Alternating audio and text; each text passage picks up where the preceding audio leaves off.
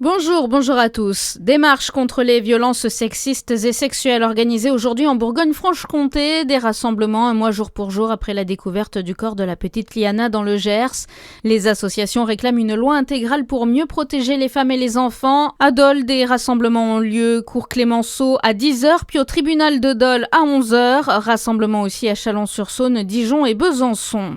Plusieurs organisations professionnelles du monde de la culture alertent Emmanuel Macron sur les coupes budgétaires drastiques qui font peser un risque sans précédent sur le secteur. 28 structures pourraient ne pas pouvoir ouvrir leur saison avant janvier 2027 au lieu de septembre.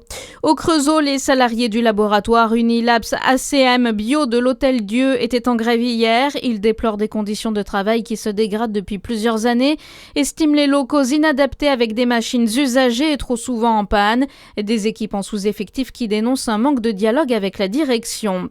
De nouvelles mesures en Côte d'Or face au risque d'incendie. Le secteur Seuil-Bourguignon et Montagne Sud, qui comprend Beaune et Dijon, passe en risque sévère feux de forêt et espaces naturels.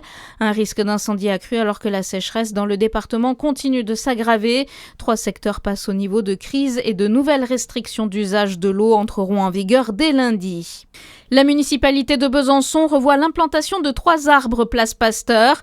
L'un des projets du dernier budget participatif sous Anne Vigneault projetait la plantation de 3 arbres pour un coût de 50 000 €. Ce projet est finalement abandonné. Une réflexion sera menée pour végétaliser, mais pas en pleine terre. À ce jour, rien n'est acté. Un match de reprise pour le DFCO. Le club affronte une sélection de joueurs amateurs de Côte d'Or en match amical. Rencontre à 17h. Et puis c'est parti pour le Tour de France. L'édition 2026 de la Grande Boucle s'élance de Barcelone avec un contre-la-montre par équipe. Il faudra attendre lundi pour voir les coureurs débarquer en France via les Pyrénées.